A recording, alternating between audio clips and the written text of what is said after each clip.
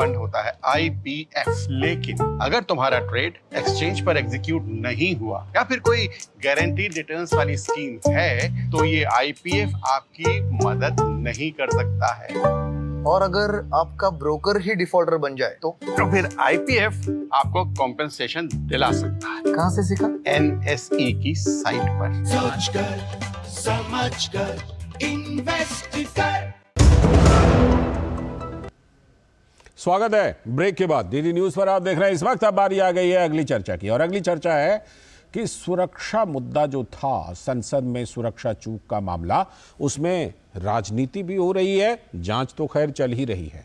तो सुरक्षा के मुद्दे पर संसद के दोनों सदनों में विपक्ष ने आज भी जमकर हंगामा कर दिया और बार बार सदन की कार्यवाही इससे बाधित हुई, पूरे दिन के लिए भी स्थगित करनी पड़ी। तो लोकसभा अध्यक्ष ओम बिरला ने कहा यह दुखद है कि इस मुद्दे पर भी राजनीति की जा रही है। 13 दिसंबर की घटना से सभी सदस्य चिंतित हैं। सभी दलों के नेताओं ने सुरक्षा में इजाफे के लिए बहुमूल्य सुझाव दिए हैं जिन पर विचार किया जाएगा। ये बात लोकसभा अध्यक्ष ने सभी को कही, आश्वासन दिया। संसद में हुई घटना का संसद सदस्यों के निलंबन से कोई संबंध नहीं है, ये साफ तौर पर लोकसभा अध्यक्ष ने इस बात को स्पष्ट किया। इस बीच लोकसभा में केंद्रीय मंत्री अश्विनी वैष्णव ने टेलीकम्युनिकेशन विधेयक 2023 को पेश किया और उधर संसद सुरक्षा चूक मामले में दिल्ली पुलिस की स्पेशल सेल की टीम राजस्थान के नागौर पहुंची और ये जांच चल रही है। पूरे मामले पर केंद्रीय मंत्री अनुराग सिंह ठाकुर ने क्या कुछ कहा है, आइए सुनते हैं। संसद में जो सिक्योरिटी ब्रीच हुआ उसको सभी राजनीतिक दलों को एकजुट होकर एक स्वर में कहना चाहिए था कि ऐसी घटना को अंजाम देने वालों को सख्त से सख्त सजा भी मिलनी चाहिए, जांच भी हो, कार्रवाई भी हो। लेकिन दुर्भाग्य ये है कि विपक्ष इस पर भी राजनीति कर रहा है। 1976 से लेकर आज तक पार्लियामेंट में कभी भी इस तरह की घटना घटी हो, चाहे तेलंगाना बिल पर कांग्रेस के ही सांसद ने पेपर स्प्रे लेकर जो पार्लियामेंट में किया था वो देश भूला नहीं है। किसी सांसद के द्वारा गन मिलना उसके पास, ये भी देश भूला नहीं है। लेकिन कभी इस तरह की राजनीति नहीं की गई।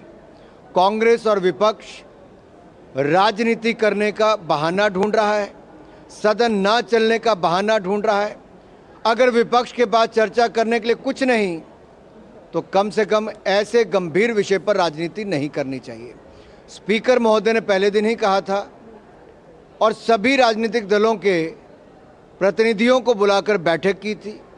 आगे भी उन्होंने कहा कि आपके सुझाव आमंत्रित करेंगे और सुरक्षा व्यवस्था में जो सुधार करना होगा वो भी करेंगे।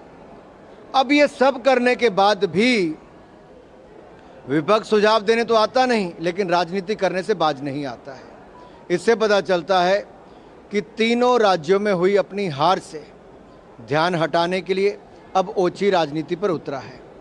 अगर जनता से जुड़े हुए मुद्दों को उठाना नहीं चाहता विपक्ष, तभी तो इस तरह का काम हो रहा है। आखिरकार सदन चर्चा करने के लिए ही तो है। चर्चा करने के लिए है, लेकिन चर्चा हो नहीं रही है, बाधा आ रही है। हमारे संवाददाता ऋषि कुमार जुड़ चुके हैं हमारे साथ चर्चा करने के लिए इसी खबर पर।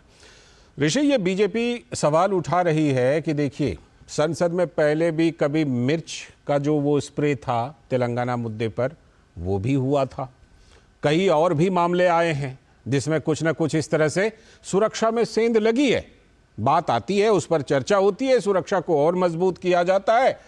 इस मामले में भी जांच हो रही है, सुरक्षा को मजबूत करने के उपाय, उसके लिए तमाम सांसदों से, तमाम पार्टी के सांसदों से सुझाव भी लिए जा रहे हैं। लेकिन इस पर जो लगातार हंगामा हो रहा है, कार्यवाही बाधित हो रही है, विपक्षी दलों का क्या तर्क है इसके बारे में?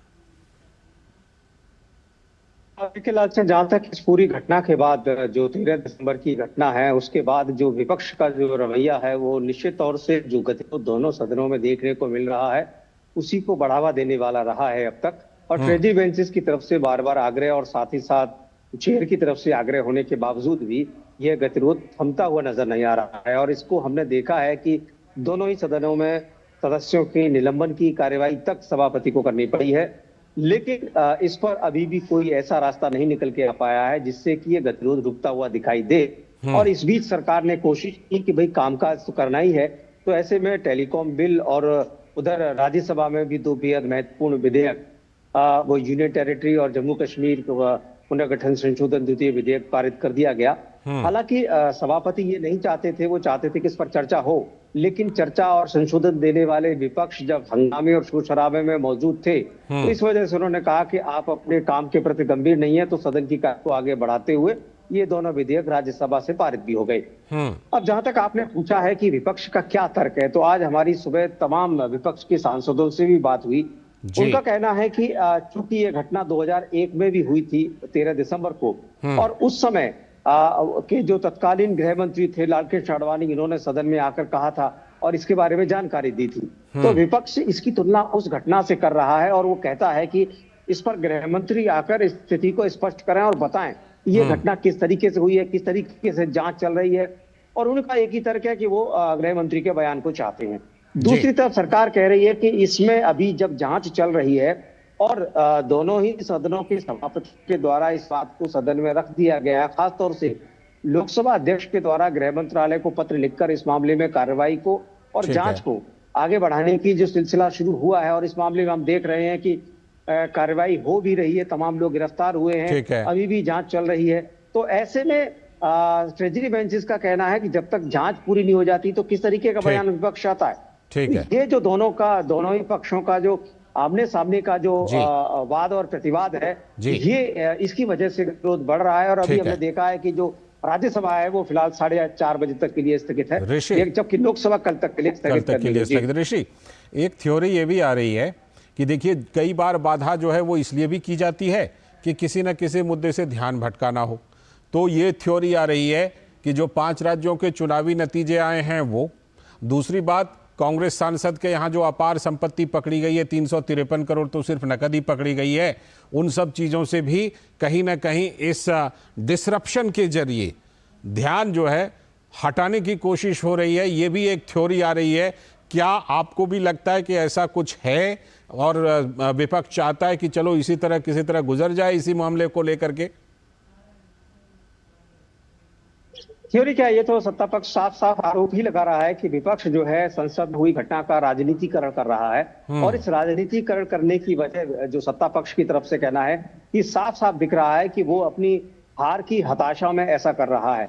ये तो ट्रेजरी बेंचेस की तरफ से साफ साफ कहा ही जा रहा है। अब रही बात इस बात की कि इसका विश्लेषण कैसे किया जाए, तो अगर विपक्ष के लिहाज से देखें तो वो इसको एक अलग मौके के रूप में देख रहा है, जबकि हाल ही में जो उनके खिलाफ इस तरीके की घटनाएं हुई हैं, चाहे वो हार के रूप में रही हो, तो निश्चित तौर से उससे उभरने का एक तरीका उन्होंने खोजा होगा कि इससे क्यों न ट्रेजरी बेंच के ऊपर दबाव बनाया जाए। तो ये एक राजनीति की एक कवायद रही है कि जो जैसा मौका देखता है उसका फायदा उठाने की कोशिश करता है, और इसी मौके को फायदे को कोशिश की जा रही है विपक्ष के द्वारा कि कम से कम इस बहाने ही सही वो अपनी बात को अपने तरीके से सदन में रख पा रहा है, और जिससे कि आपने कहा कि एक टैक्टिस है इस तरीके से जो मुद्दा है उससे और अपनी जो हार है उससे दूर हटने का या उसको छिपाने का। जी शुक्रिया ऋषि जुड़ने के लिए और चर्चा करने के लिए इस खबर पर। वक्त है अभी एक और ब्रेक का, और ब्रेक के बाद जब लौटेंगे तो रुख करेंगे कि पंजाब में क्या सवाल उठ रहे हैं आम आदमी पार्टी के ऊपर, उनकी सरकार के ऊपर। सर बेरी पुलाव ट्राई करो।